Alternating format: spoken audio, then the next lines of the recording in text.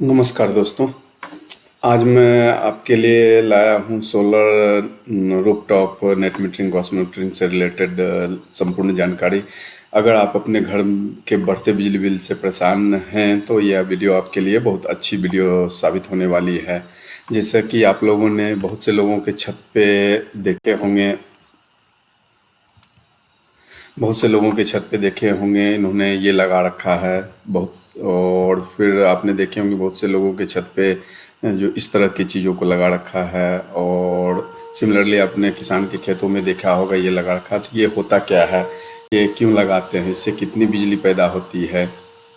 इससे रिलेटेड चीज़ों को मैं बताऊंगा। इसमें जैसे ये सोलर थर्मल है, इसे वाटर गीजर जो पानी गर्म करने के लिए लगाया जाता है, ये पावर जनरेशन के लिए किया जाता है। मैं मोस्टली इसी टॉपिक को इसमें कवर करने का प्रयास करूंगा, सोलर पावर नेट मीटरिंग से रिलेटेड।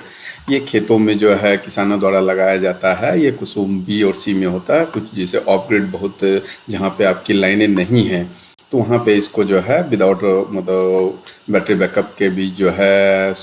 डीसी मोटर और इसके थ्रू इसको कुसुम बीम में लगाया जाता है। इसके लिए मैं अब सेपरेट वीडियो बनाऊंगा, अभी इसमें कवर नहीं है। सिमिलरली इसी तरह से कुसुम सी करके है, जो सोलर पंप जो है ये फीडर को सोलराइजेशन करने से संबंधित है। उस पर सारे मोटर्स को लगाए जाएंगे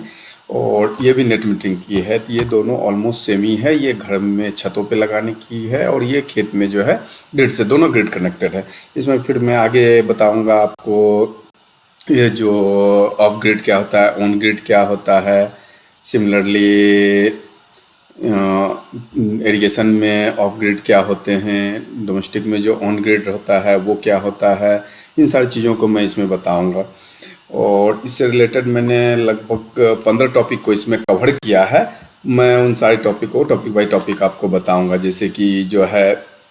यह होता क्या है, ये इससे कितनी बिजली पैदा होती है, इसको लगाने में खर्च कितने आएंगे, इसको लगाने में क्या गवर्नमेंट कोई सब्सिडी देती है कि नहीं लगती है, इसको लगाने के लिए कहाँ पे अपन अप्लाई करें, कहाँ से प्रोसेस करें इसको लगाने के लिए, लगाने के बाद बिजली बिल में किस तरह के फ़ायदा होगा, उस सारी चीज़ों को मैं इसमें बताने का प्रयास करूंगा। मैं इसमें फिर एक, जैसे आप सोलर का काम करना चाहते हैं तो एज ए वेंडर आप कहाँ पे उस चीज़ को रजिस्टर करें, डिस्कॉम में कहाँ रजिस्टर करना है, मनारी में किस तरह से सब्सिडी का कार्य करने के लिए रजिस्टर करना है। मैं इसको डिस्कॉम के पर्सपेक्टिव से भी बनाया हूँ वीडियो को। जैसे डिस्कॉम में बहुधा यह शंका रहती है जब अपन सोलर मीटर को लगवाएंगे तो अपनी जो है डिमांड कम हो जानी है, जिससे अपना रेवेन्यू लॉस होना, परंतु ऐसा नहीं है। सोलर नेट मीटर के लगाने से आपको अगर डोमेस्टिक कनेक्शंस आपके जो हैं फिक्स चार्ज यूनिट बेस्ड में हैं तो आपकी जो होगी, इस कारण से जो है एवीआर बढ़नी है और सीआरपी भी बढ़नी है। इस केसेस में आपको आपके डिस्ट्रीब्यूशन लॉसेस भी, एज ए डिस्कॉम के डिस्ट्रीब्यूशन लॉसेस भी कम होने हैं इसको लगाने से। तो मैंने इस वीडियो को जो है कंज्यूमर पॉइंट ऑफ व्यू से भी बनाया है और वेंडर्स के लिए भी बनाया है और डिस्कॉम के लिए भी बनाया है। तो मैं इस 15 टॉपिक में क्या क्या बताऊंगा उसको मैं ब्रीफली आपको एक बार बता देता हूं। और ये वीडियो को मैंने ऑलमोस्ट 1 महीने के अथक परिश्रम से बनाया है। तो ऑलमोस्ट मैंने इसमें जितनी भी क्वेरी क्वेश्चंस हो सकते हैं आपके, सबको मैंने इसमें कवर करने का प्रयास किया है। फिर भी अगर आपके उस जहन में कोई क्वेश्चन रह जाए तो आप वो कंसर्न वीडियो पे जो है टैग करके जो है आप मुझसे पूछ सकते हैं सर इसमें, और मुझे ये जानकारी बता दें, मैं उसको भी बताऊंगा। मैंने इसको टॉपिक बाय टॉपिक 15 टॉपिक में बताया है। कुछ हो सकते हैं आपके इंटरेस्ट के नहीं हो, कुछ वेंडर के इंटरेस्ट के हो, कुछ डिस्कॉम के इंटरेस्ट का हो, कुछ कंज्यूमर के इंटरेस्ट का हो। तो आप टॉपिक में हमेशा जो टॉपिक नंबर 1, 2, 3 इस तरह से ऊपर में लिखे हुए रहेंगे और किस हेडिंग्स के हैं, तो आप उसको जो टॉपिक को आगे करके या फिर दूसरे वीडियो को भी कंसर्न करके देख सकते हैं। जैसे मैं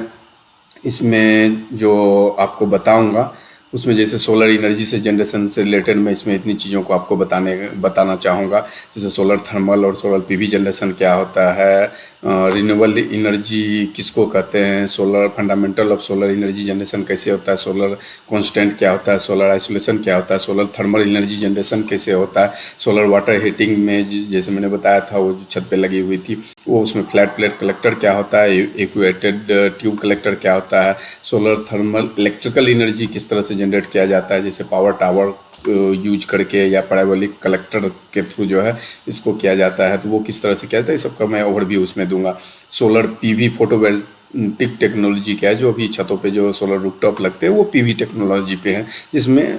इलेक्ट्रॉन मूवमेंट से जो है इसमें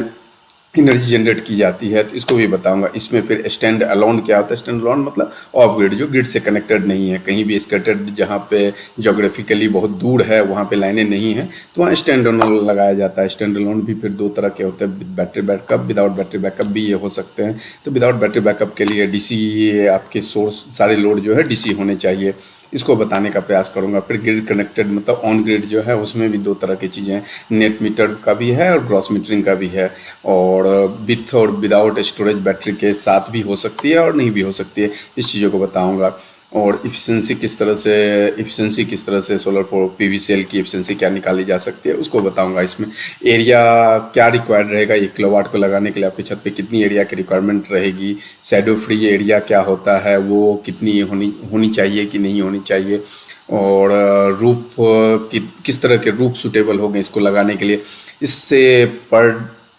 1 किलोवाट लगाऊं तो मैं पर डेली एनर्जी जनरेट कितनी होगी ऑन एवरेज। और इस ये किस किस चीज़ों पे निर्भर करता है, इलेक्ट्रिसिटी जनरेशन। और इसमें जो है ये क्या throughout the year same रहेगा, throughout the month same रहेगा, थ्रू आउट इसकी लाइफ स्पैन, जैसे 25 साल की लाइफ स्पैन सोलर पीवी की रहती है, तो थ्रू आउट द 25 साल ये सेम एवरेज जो एनर्जी पर डे है वही जनरेट करते रहेगा क्या। अगर आपके एरिया में मंकीज हैं और मंकी प्रोन एरिया है, तब आप लगाएं कि नहीं लगाएं, क्या इसको लगाने से आपकी नेट इलेक्ट्रिसिटी बिल जीरो हो जाएगा क्या, या सिर्फ एनर्जी चार्जेज जो होंगे वो जीरो होंगे। इससे रिलेटेड मैं सोलर एनर्जी में इन तीन चीज़ों को कवर करूँगा। सिमिलरली मैं इसी तरह से जो है आपको इस पे लगाने में क्या क्या खर्चे आने हैं, कॉस्ट ये मतलब क्या है, इसका एवरेज कॉस्ट, बेंचमार्क कॉस्ट क्या तय कर दिया गया है, जो इतना कॉस्ट पर किलोवाट या 3 किलोवाट, 5 किलोवाट, 10 किलोवाट क्या आनी है, वो बताऊंगा मैं। और कंडीशन क्या क्या है सब्सिडी को लेने के लिए, क्या क्या मतलब इसमें लगाने में क्या कुछ गवर्नमेंट सब्सिडी दे रही है, किसको दे रही है, क्या क्या कंडीशंस हैं सब्सिडी को लेने के लिए, सब्सिडी कितनी दे रही है गवर्नमेंट और किस लोड तक दे रही है, इसको बताऊंगा आपको। कंज्यूमर को कितना पे करना रहता है इसमें, और इसकी क्या फाइनेंशियल पेबैक पीरियड कितना आएगा। जैसे अपन ने लगा लिया तो क्या वो पूरी कॉस्ट जो है एनर्जी जनरेशन के टर्म्स में अपने पास 2 साल में, 3 साल में, 5 साल में, कितने सालों में, और एरिया वाइज जैसे उत्तर प्रदेश में क्या आएगा, झारखंड में क्या आएगा, यूएमपी में क्या आएगा, इसको भी मैंने डिटेल से पूरी तरह से बताई है। कुछ क्वेश्चन एरे भी सब्सिडी से रिलेटेड जो हो उसको मैंने जैसे बताया है, या क्या डिफरेंस क्या है नेशनल पोर्टल पे सब्सिडी लेने का और डिस्कॉम ने किसी वेंडर के थ्रू जो कर रखा है उस पे क्या है, दोनों में क्या है, और टेंडर के थ्रू जो कर रखा है उसमें कुछ अंतर है, तो वो भी बताने का प्रयास करूँगा मैं इसमें। और बैंक डिटेल क्या क्या रिक्वायर्ड रहेगी सब्सिडी लेने के लिए, और कैंसल चेक अगर नहीं है तब क्या होगा, अगर सब्सिडी नहीं मिल रही है अपने को तो कहाँ पे कंप्लेन करना है, और अगर जो है वेंडर किसी वेंडर के थ्रू वो मिलेगा या किस तरह से मिलेगा, अगर इसमें फिर मैं बताने का प्रयास करूंगा। जो जैसे कोई वेंडर रजिस्टर्ड डिस्कॉम में है उसी से मिलेगा, या दूसरे डिस्कॉम में रजिस्टर्ड वेंडर है वो भी यहाँ काम कर लेगा तो उससे भी मिल जाना है क्या, और वैलिडिटी कितने पीरियड तक ये सब्सिडी अप्लीकेबल रहेगी, या स्कीम कब तक अवेलेबल है, इसकी जो है वेंडर क्या लगाने के लिए वेंडर क्या चार्ज करेगा आपको इसको लगाने के लिए, तो भी मैं इसमें कवर करने का प्रयास किया है। सिमिलरली टॉपिक 3 में मैंने आपको ऑन ग्रिड ऑफ ग्रिड से रिलेटेड डिटेल इसको समझाने का प्रयास किया, जैसे ऑन ग्रिड किसको कहते हैं, ऑफ ग्रिड किसको कहते हैं, ऑन ग्रिड लगाने के क्या क्या advantage, consumer point of views क्या है, डिस्कॉम पॉइंट ऑफ व्यूज़ क्या है, एनवायरमेंटल इसमें क्या इशू, एनवायरमेंट के लिए जो है ये क्या फ़ायदा रहेगा लगाने का, क्या इसको विथ बैटरी या विदाउट बैटरी भी लगाया जा सकता है, मतलब विथ बैटरी भी लगा सकते हैं कि नहीं लगा सकते हैं, उस पर क्या सब्सिडी मिलेगी कि नहीं मिलेगी। उसके बाद जो है मैंने विथ और विदाउट बैटरी की जो है उसमें कॉस्ट के टर्म्स और पावर रिलेटिविटी के टर्म्स में डिफरेंसेस बताने का इसमें किया है, जो विद बैटरी लगाना ज़्यादा बेहतर रहेगा कि विदाउट बैटरी लगाना ज़्यादा बेहतर रहेगा। फिर नेट मीटरिंग और ग्रॉस मीटरिंग में मेजर डिफरेंसेस को मैंने जो है इसमें बताए हैं, जो इसमें नेट मीटरिंग में आपको एनर्जी क्रेडिट की जाती है और ग्रॉस मीटरिंग में आपको अमाउंट क्रेडिट किया जाती है, और लास्टली सेटलमेंट पीरियड में आपको नेट मीटरिंग में जो है उसके नेट आपकी जो रेसिडुअल यूनिट बची हुई है उसके टर्म्स में आपके बिल में जो है क्रेडिट अमाउंट में की जाती है, जबकि ग्रॉस मीटरिंग में आपको कैश पैसे दिए जाते हैं। इससे रिलेटेड 10-12 पॉइंट्स को मैंने इसमें कवर करना है। इसमें मीटर कहाँ कनेक्ट होना है, आपकी नेट मीटरिंग में जो है जो जनरेटर है, जनरेशन जो हुई है वो कंज्यूमर के मीटर के आउटपुट की तरफ कनेक्ट होगी, ग्रॉस मीटरिंग में जो है कंज्यूमर मीटर के इनपुट की तरफ मतलब डिस्कॉम साइड साइड में कनेक्ट होगी। इससे रिलेटेड सबको मैंने ऑन ग्रिड ऑफ ग्रिड में ये बताने का प्रयास किया हुआ है। सिमिलरली चौथे पॉइंट में मैं इसमें कवर करूंगा इंस्टॉलेशन प्रोसीजर क्या है सोलर लगाने के लिए, कहाँ पे अपन क्या क्या एलिजिबिलिटी क्या है, कहाँ पे अप्लाई करना है, प्रोसीजर क्या है, इंस्टॉलर का डॉक्यूमेंट क्या क्या रिक्वायर्ड रहेंगे, फीस क्या लगना है, मनारी क्या फीस लेगी, डिस्कॉम क्या फीस लेगी, और क्या क्या कंडीशंस क्या क्या हैं उसको सेंशन करने के लिए, डिस्कॉम किस किस कंडीशन पे और कितने तक का वो सेंशन करेगा, टाइमलाइन लगाने के लिए टाइमलाइन क्या है, अगर डिले होती है टाइम लगाने में तो उसकी पेनल्टी क्या क्या प्रोविजन है, क्या क्या नेशनल पोर्टल किसको कहते हैं, और नेशनल पोर्टल पे भी अपन नेट मीटरिंग अप्लाई कर सकते हैं क्या नहीं कर सकते हैं। इससे रिलेटेड कुछ क्वेश्चनरी भी मैंने बनाए, जैसे इंस्टॉलेशन आप रेंटेड हाउस में कर सकते हैं कि नहीं, किसी मल्टी में मैं फ्लैट लेके रहता हूँ तब मैं कर सकता हूँ कि कर सकता हूँ, ग्रुप हाउसिंग सोसाइटी और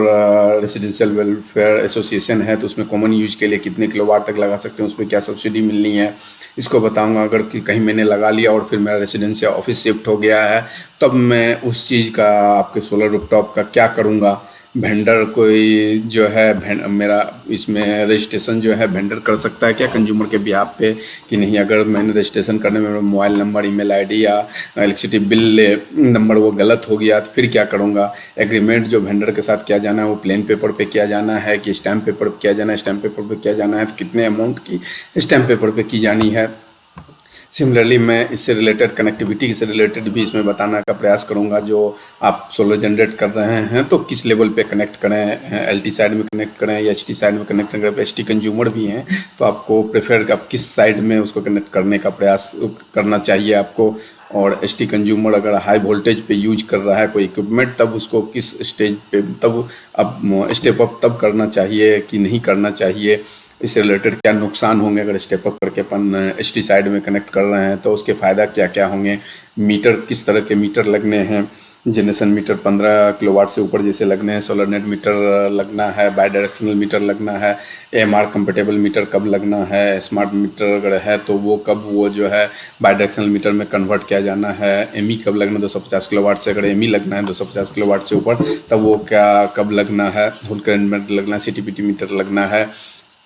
इसमें फिर वो भी बताऊंगा इसमें जो सीआईजीए का अप्रूवल जो आपको कितने किलोवाट तक जो है सीआईजीए मतलब इलेक्ट्रिक सेफ्टी डिपार्टमेंट से आपको अप्रूवल लेना है। सेंट्रल के लिए 500 केवीए पे लेना है और नॉर्मल जो भी रहेंगे उसको 100 किलोवाट पे लेना रहेगा, उससे नीचे एग्जम्प्टेड है। इस पे मीटरिंग और एमई के क्या क्या टेस्टिंग चार्जेज आपको लिए जाएंगे, इससे रिलेटेड मैं इसमें बताऊँगा। सिमिलरली क्वालिटी के लिए अपन कैसे इंश्योर करें जो क्वालिटी वेंडर जो दे रहा है वो क्वालिटी सही है या फिर उससे रिलेटेड पहले तो कंपोनेंट क्या क्या हैं इसमें, इस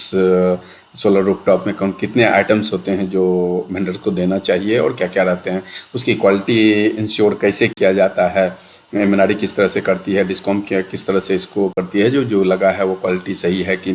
नहीं है, इसकी मेंटेनेंस।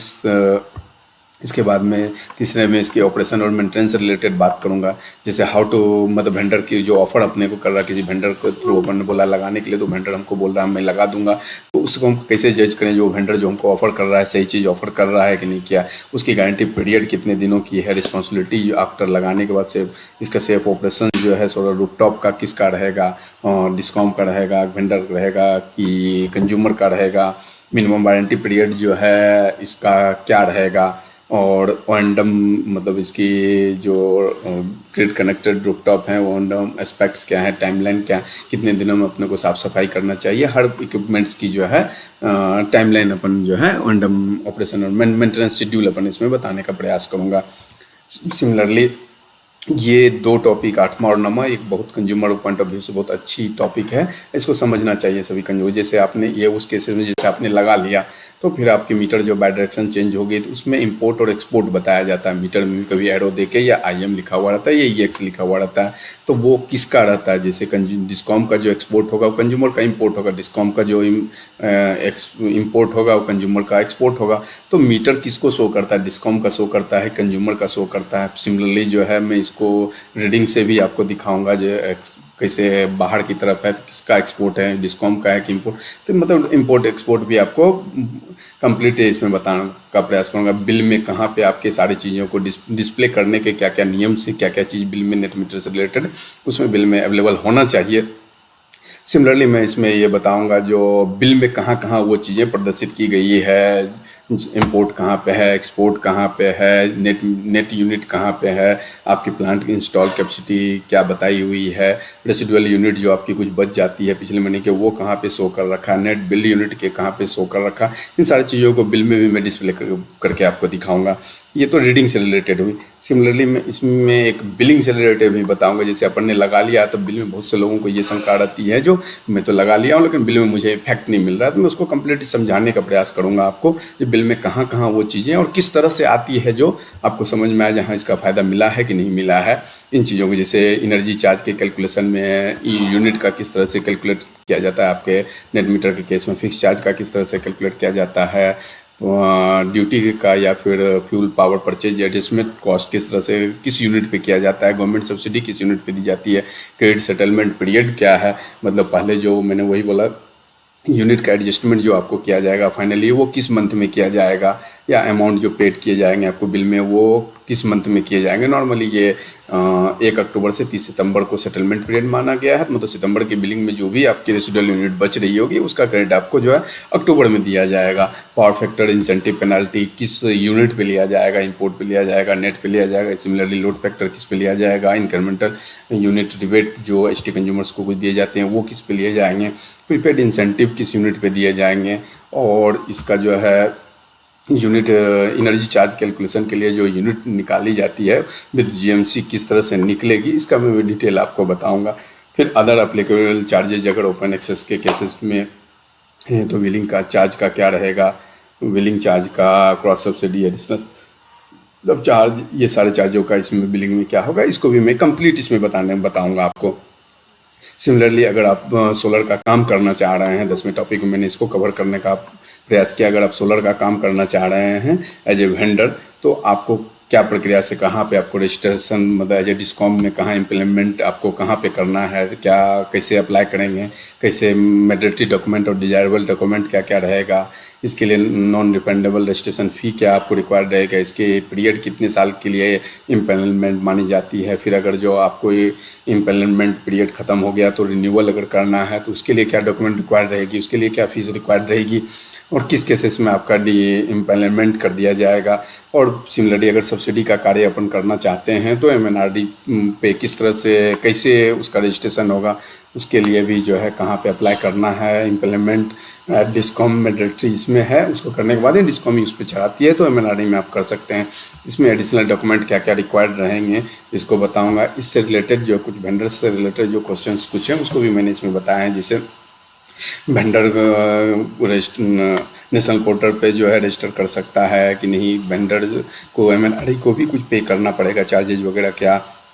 या वेंडर जो है रजिस्टर नेशनल पोर्टल पे कर सकता है। उसके बाद वेंडर एग्जिस्टिंग वेंडर जो ऑलरेडी इम्प्लीमेंट है डिस्कॉम में वो रजिस्ट्रेशन नेशनल पोर्टल पे सब्सिडी कार्ड के लिए किस तरह से करेगा। रिलैक्सेशन बीजी के लिए बीजी एक्सटेंशन का है तो वो उसमें क्या रिलैक्सेशन हो सकता है। वेंडर जो किसी एक से बीजी जो है किसी दूसरे डिस्कॉम में दिया किसी स्टेट में तो वो अप्लीकेबल दूसरे डिस्कॉम के लिए रहेगी कि नहीं रहेगी, या इस डिस्कॉम के लिए उसको अलग अलग देना होगा। इसके लिए जो है अगर बीजी 2.5 लाख से कम का दे रहा है और पीरियड भी 5 साल कम है फिर क्या होगा। कॉस्ट ऑफ सिस्टम जो है वेंडर कंज्यूमर को क्या चार्ज कर सकता है। एग्रीमेंट फिर इसमें स्टैम्प पे बनाना है, प्लेन पेपर बनाना है, कितने पे बनाना है, कितने अमाउंट पे बनाना है वो बताऊंगा। Install rooftop solar system through any vendor can still get, मतलब आप इम्प्लीमेंट नहीं है एमएनआरडी में उसके बाद भी आपने जो है लगा दिया किसी कंज्यूमर का तो आप फिर भी कंज्यूमर सब्सिडी मिलेगी कि नहीं मिलेगी। अगर जो सिमिलरली दूसरे डिस्कॉम में इम्प्लीमेंट है तब मिलेगा कि नहीं मिलेगा। उसी तरह जो है नेशनल पोर्टल और डिस्कॉम में इम्प्लीमेंट वेंडर जो टेंडर के थ्रू उन्होंने किया है उसमें क्या सब्सिडी में कुछ डिफरेंस है क्या, और किस तरह से वेंडर जो है क्वालिटी को इंश्योर करेगा। इसमें वेंडर से रिलेटेड भी मैंने इतनी चीज़ों को इसमें कवर करने का प्रयास किया। इन सारी चीज़ों को भी मैं इसमें बताऊंगा। सिमिलरली इसकी जो है 1-2-3 टॉपिक ये कंटिन्यू 11, 12, 13, 14, 15 जो है ये थोड़े से छोटे छोटे टॉपिक होंगे, लेकिन इसको भी मैंने इसमें इसी से रिलेटेड थे मैंने इसलिए कवर कर लिया। जैसे अगर जो नेट मीटर में प्रीपेड भी आती है, प्रीपेड चल रहा है सारे पूरे देश में प्रीपेड करने की, तो नेट मीटर के केस में लिमिटेशंस क्या क्या रहेंगे, कौन से कंज्यूमर जो है नेट मीटर के रहेंगे वो प्रीपेड में आएंगे कि नहीं आएंगे, और क्या क्या उसकी दिक्कतें रहेगी उसको भी मैं बताऊँ। इसमें एक मैंने जो है एनर्जी बैलेंस इक्वेशंस जो है डिस्कॉम के लिए और कंज्यूमर्स के लिए भी जो है एनर्जी बैलेंस इक्वेशन बनाया। जैसे आपने एज ए कंज्यूमर आपने कुछ जनरेट किया है तो सबसे पहले आप खुद यूज करेंगे, जो बचेगा वो आप एक्सपोर्ट करेंगे और फिर नेट आपकी जो होगी इंपोर्ट माइनस एक्सपोर्ट होगी, जो बच गया वो और रेसिडुअल में जाएगी। इस तरह के मैंने 15-20 इक्वेशंस को फिर डिस्कॉम के लिए उसमें इनपुट क्या कंसिडर, अगर कोई चीज़ जो है उसके इंपोर्ट से ज़्यादा एक्सपोर्ट हो गया तो उसके इसमें इनपुट में आएगा कि नहीं आएगा, कब आएगा, कितना एक्सपोर्ट होगा, उसकी सोल्ड का क्या होगा और नेट इनपुट डिस्कॉम का क्या होगा। इन सारी चीज़ों को भी मैंने एनर्जी बैलेंस इक्वेशन में 12-14 इक्वेशन में लेके बताया है। सिमिलरली एक electricity right to consumer rule 2020 आया तो उसमें 2-3 अमेंडमेंट 21-22-23 में 3 अमेंडमेंट में इससे रिलेटेड नेट और क्रॉस मीटरिंग से रिलेटेड जो है इसमें रूल में जो है कंज्यूमर्स के क्या राइट्स हैं इसको बताऊंगा मैं इसमें। उसके बाद इन सारे रूल रेगुलेशंस को जो मैंने इसमें बताए हैं वो कहाँ से मैंने इसको जो है वो किया है। जैसे एमपी के केस में जो है पॉलिसी जो है 2016 के हैं और 2017 के अमेंडमेंट जो है एक पॉलिसी है इससे रिलेटेड, और रेगुलेशन 2022 पहले 15, 17 और 21 के रेगुलेशन थे एमपीआरसी के, जो कि अब एक्यूमुलेटेड होकर 2022 के रेगुलेशन है, उसके थ्रू ये सारी चीज़ें हुई। मैं एक लास्ट टॉपिक ये कवर करूँगा, ये सबके लिए नहीं एप्लीकेबल है, ये एमपी डिस्कॉम के लिए एप्लीकेबल है। वैसे एम्प्लॉई जो रूपटॉप लगवाना चाहते हैं उसके लिए डिस्कॉम जो है कंसर्न डिस्कॉम जो है उसमें क्या डिबेट दे रखी है और उसके टर्म्स में जो पैसे अगर दे भी रही हैं तो वो कितने इंस्टॉलमेंट में और क्या उसे रिकवर करेगी, इस सारी चीज़ों को मैं इसमें कवर करूँगा। और इससे रिलेटेड मैंने ये जैसे टॉपिक आपको बताया इतने टॉपिक को मैंने कवर किया। इसके अलावा भी अगर कुछ छूट गए होंगे तो आप मुझे बताएंगे तो मैं इसको ज़रूर इसमें शामिल करूँगा। Thank you.